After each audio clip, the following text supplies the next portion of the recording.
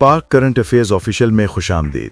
नाज़रीन कराम, आज हम आपको लेकर चलेंगे बांग्लादेश की तारीख की तीसरी किस्त में, जहां हम 1971 के झूठे बयानिए और मगरबी पाकिस्तान के खिलाफ फैलाए गए प्रोपेगेंडे की हकीकत बयान करेंगे।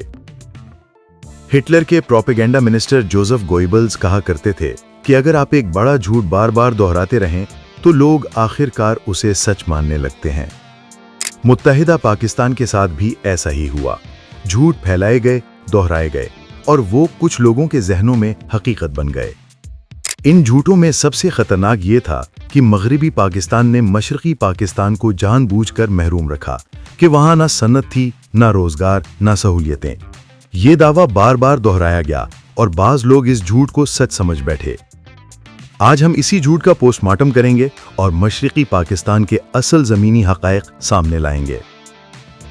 क़याम पाकिस्तान से पहले मशरकी पाकिस्तान यानी आज का बांग्लादेश मुत्तहिदा हिंदुस्तान के बंगाल सूबे का हिस्सा था। तक़सीम के बाद बंगाल दो हिस्सों में तक़सीम हुआ, मशरकी बंगाल पाकिस्तान का हिस्सा और मगरबी बंगाल भारत का हिस्सा।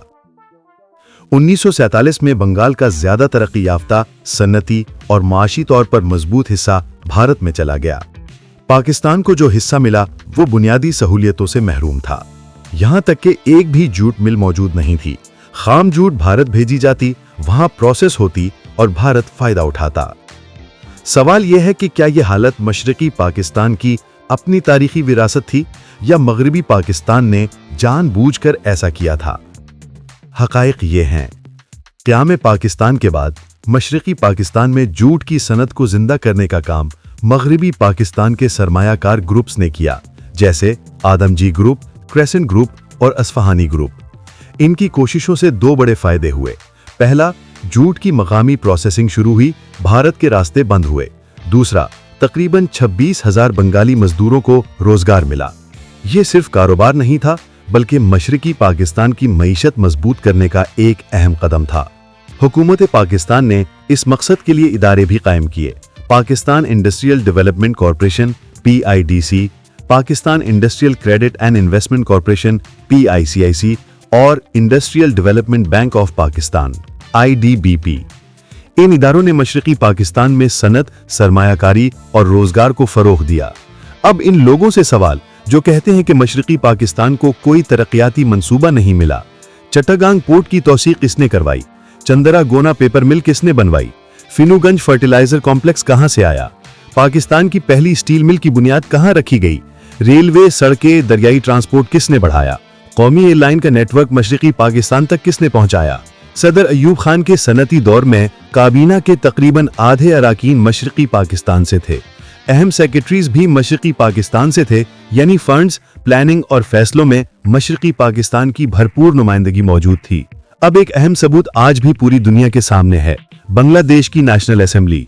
ये शानदार इमारत अमरीकी आर्किटेक्ट लुइस कान ने डिजाइन की। ये मंसूबा 1961 में सदर अयूब खान के दौर में मंजूर हुआ और फंडिंग मुकम्मल तौर पर मगरबी पाकिस्तान ने की, यानी वही मगरबी पाकिस्तान जिस पर इल्जाम लगाया जाता है कि मशरकी पाकिस्तान को महरूम रखा गया, उसी ने ढाका में वो इमारत बनवाई जो आज बांग्लादेश की पहचान है। हकीकत यह है कि मशरकी पाकिस्तान की महरूमी का बयानिया एक सियासी प्रोपेगेंडा था जिसे अवामी लीग ने अपने सियासी मफादात के लिए इस्तेमाल किया। झूठ बार बार दोहराया गया और वो सच की शक्ल इख्तियार कर गया। बदकिस्मती से 1971 में यही झूठ पाकिस्तान को दो हिस्सों में बांट गया, मगर आज हम वो सच सामने ला रहे हैं। आने वाले इक़्सात में हम बताएंगे कि पाकिस्तान के खिलाफ साजिश कैसे हुई, किसने किरदार अदा किया और कौन कौन सा बयानिया मफरूजों, झूठ और प्रोपेगेंडे पर मबनी था। सच अब सामने आकर रहेगा, ये मेरा वादा है। अगर आपको ये वीडियो पसंद आए तो लाइक करें, शेयर करें और हमारे चैनल पाक करंट अफेयर्स ऑफिशियल को सब्सक्राइब करें ताकि ट्रूथ सीरीज के तमाम इक़्सात आप देख सकें।